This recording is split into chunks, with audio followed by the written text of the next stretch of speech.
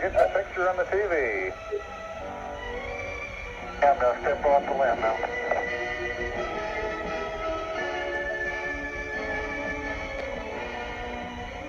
That's one small step for man, giant leap for mankind.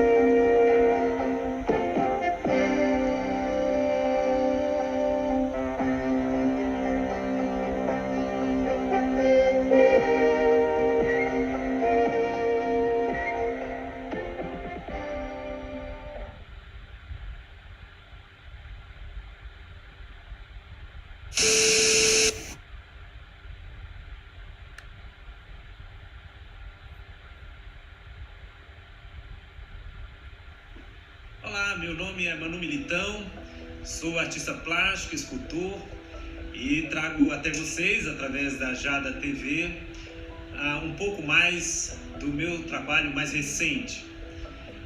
Desde que tive o primeiro contato com o movimento metamodernista, eu comecei a perceber que me identificava bastante com ele. A partir daí comecei a imprimir nos meus trabalhos um pouco mais de intenção que tem a ver exatamente com a interação social, o que pode a arte promover em termos filosóficos, em termos sociais. E então eu trago essa última obra que eu chamei de Antropofagia do Amor, que é uma interpretação sobre a última ceia de Cristo aqui na Terra. E com isso eu acabei fazendo provocações com mais elementos, né, diferentemente da última ceia de Davinci. Eu coloco mulheres, eu coloco crianças, eu coloco indivíduos de etnias diferentes, né, e de grupos sociais diferentes também. Esse trabalho foi um trabalho que eu contei com a participação do público. Eu entendo que o metamodernismo ele trabalha com essa interação. É importante que nós utilizemos os meios tecnológicos que estão à nossa disposição, sobretudo para poder fazer essa interação com o público. Então, meios digitais, as lives, as redes sociais servem para trazer o público para dentro do ateliê e assim nós interagirmos enquanto pintamos. Isso também faz e provoca reflexão. Durante a pintura deste painel, eu fiz algumas lives trazendo comigo teólogos, juristas, historiadores, mulheres que têm um trabalho social importante. Isso me deixou mais feliz, sobretudo com o resultado final. Estou nos últimos passos dessa obra, espero que você curta, que você goste também e que a gente possa aproveitar esse momento que nós estamos vivendo de pandemia e fazer com que a arte tenha um novo significado na nossa vida, e é esse o propósito que eu acredito que o metamodernismo traz. A Jada é o veículo que nos faz chegar até você, que eu agradeço bastante essa oportunidade, e vamos então mostrando um pouquinho mais do meu cotidiano, sobretudo o cotidiano de artistas que fazem parte desse movimento. Até o próximo encontro, então.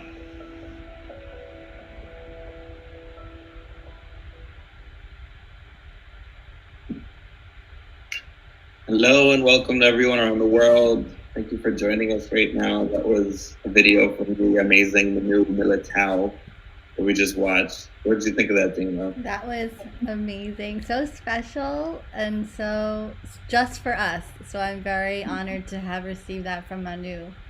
I'm honored. Yeah. Came out just in time for Easter too. I remember when he was working on it. Yeah, he did that the week of and the week of Easter. And I think right before, I think Palm Sunday to Easter. And it's still in production, but he was peeking us into his studio experience. So I wanted to see if you can give us a little bit of information about Manu, read his bio, and then we were going to discuss his painting in relation to the Last Supper. And he has a more of anthropological perspective, as it was stated in the video. So I think that's very interesting to highlight. Yeah. So Manu had his first exhibition at age 14. He had an art teacher at the time that really was encouraging him to paint, and he had 1 month of vacation from school where he produced 37 different canvases. Wow. And had his first exhibition. Could you imagine? No. And then later on, he went to art salons, theatrical, scenography, and always, I think what he means by including this in his bio is that he always worked in these kind of creative realms, even if it wasn't explicitly him just making paintings, like working with in theater.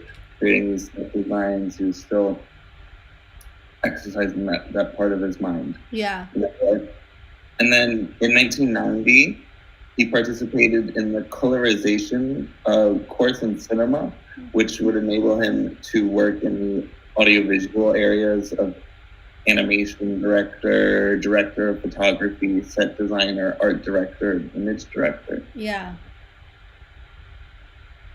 And then in 1990, he left Brazil for 13 years to live in Europe. Being recognized for his work, he was awarded the Best Director of the Year in Portugal in 2000. Wow.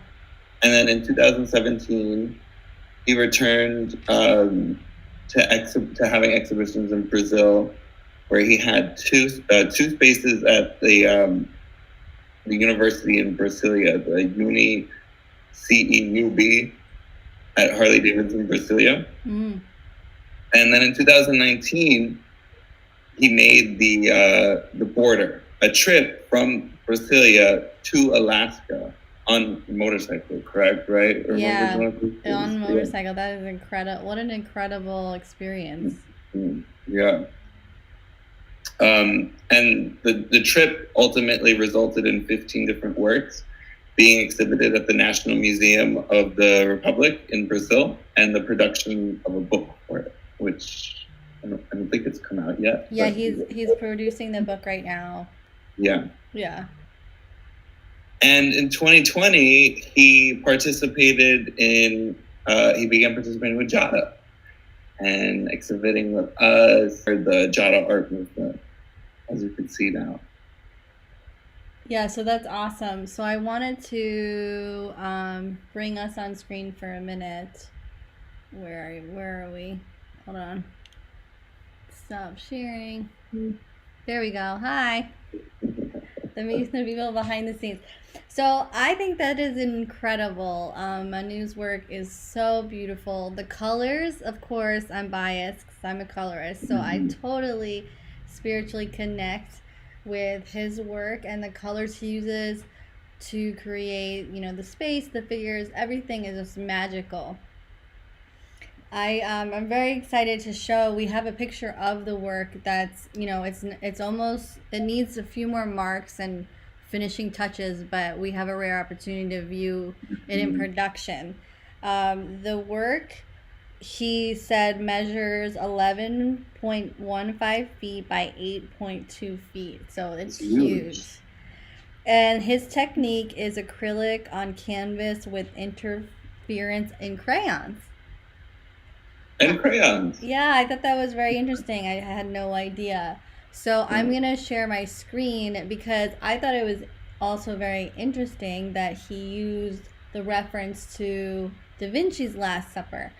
So let's look at that and then look at his work and kind of for a few minutes spend time just commenting on what we see here.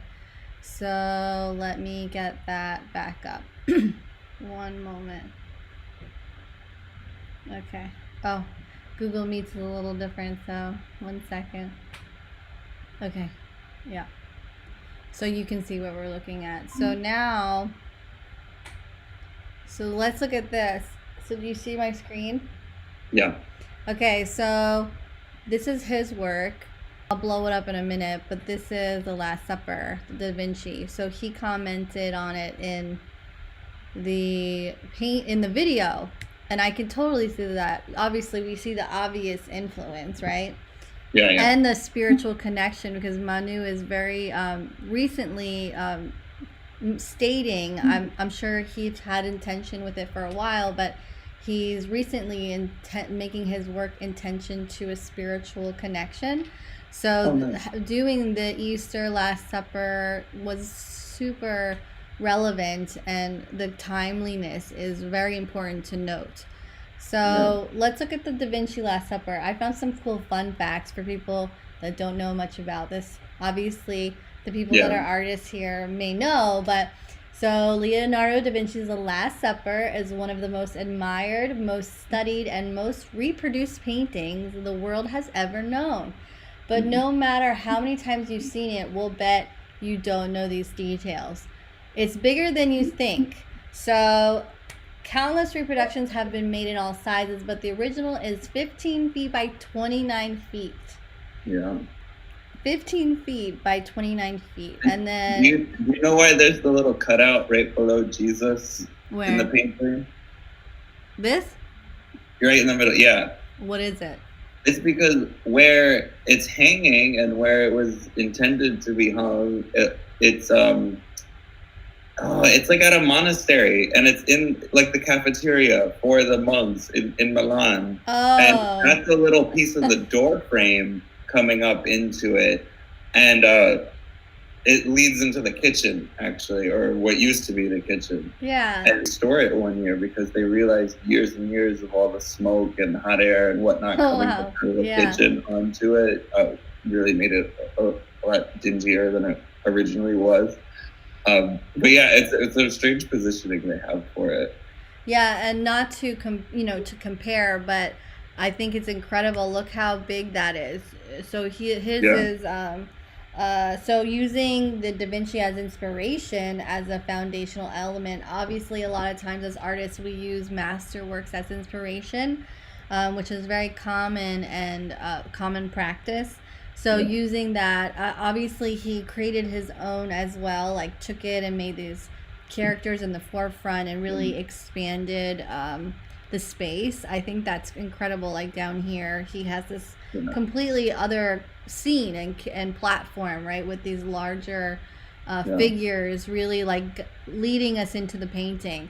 So my first thought is I don't really recognize, I mean, I see this like because the dark hair, but then I dodge back to the characters in the front, the figures, and my mind and my eye kind of circles around, and then it goes back to, okay, what's happening in the background.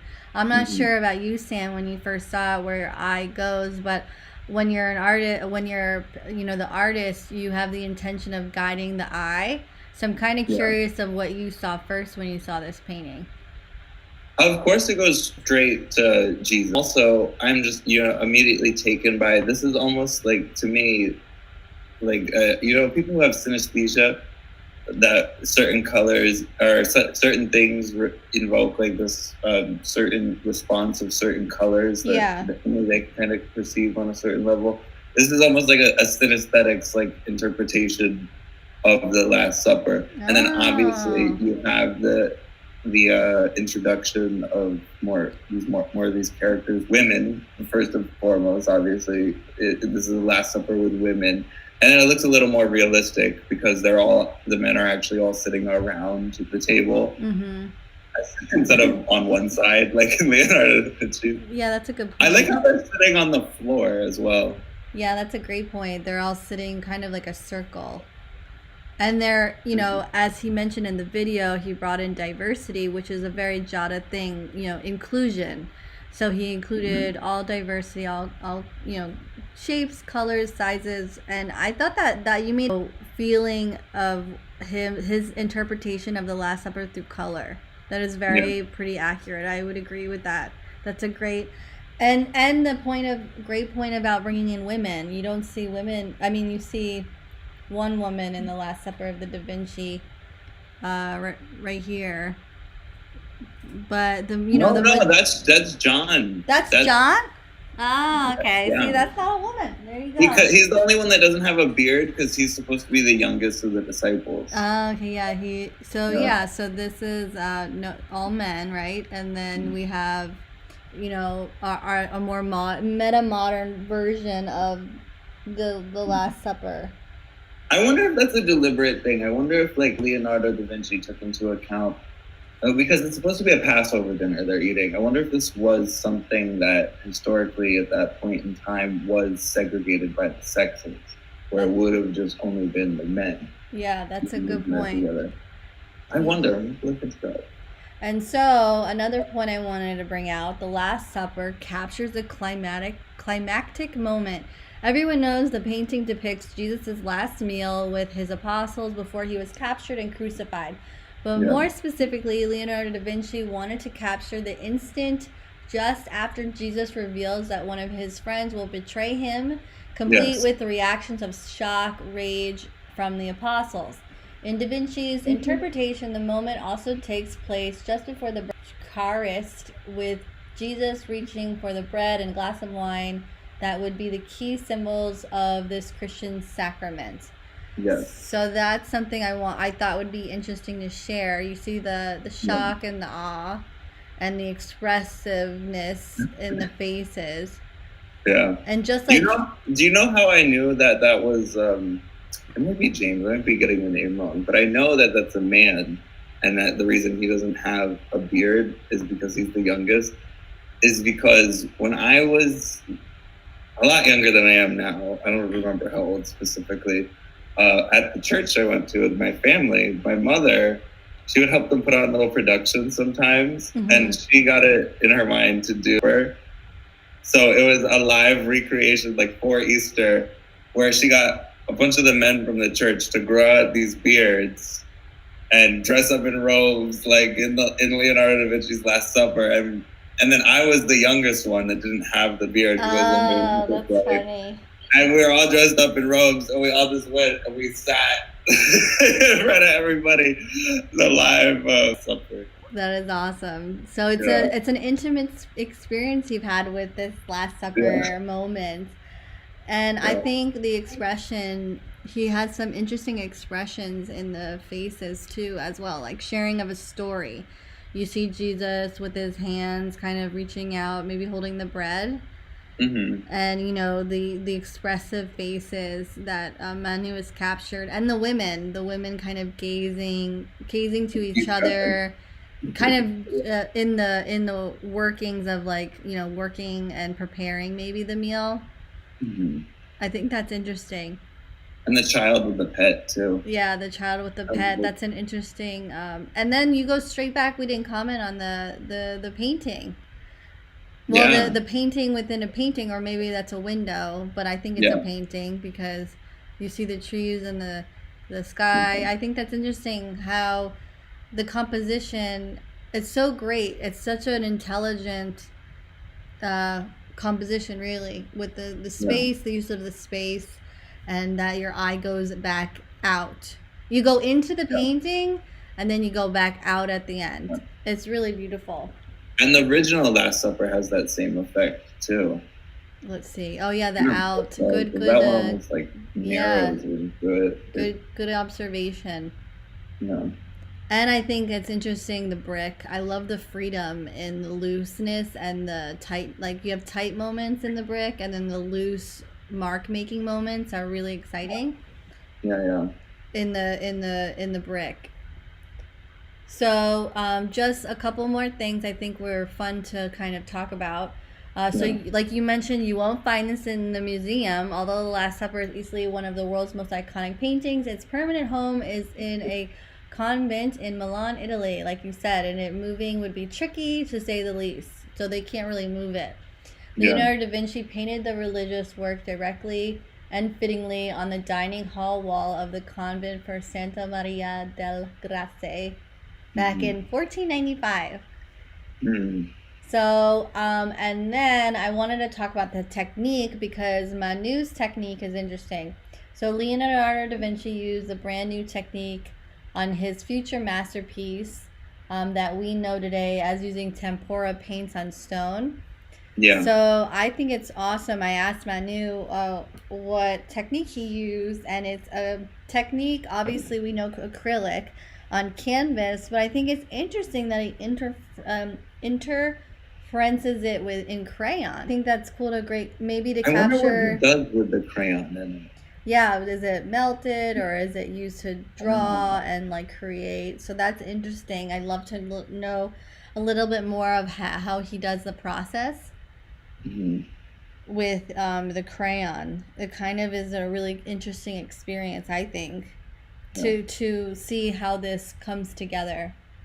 I'm excited to see what the pet is going to end up looking like. I can't tell. It's probably a dog, right? But it's almost like it could be like a goat or a sheep or something. Yeah. I think this is gorgeous. I love bringing it back to Jada. You know, he brings diversity, inclusion, color, life, purpose, spirituality.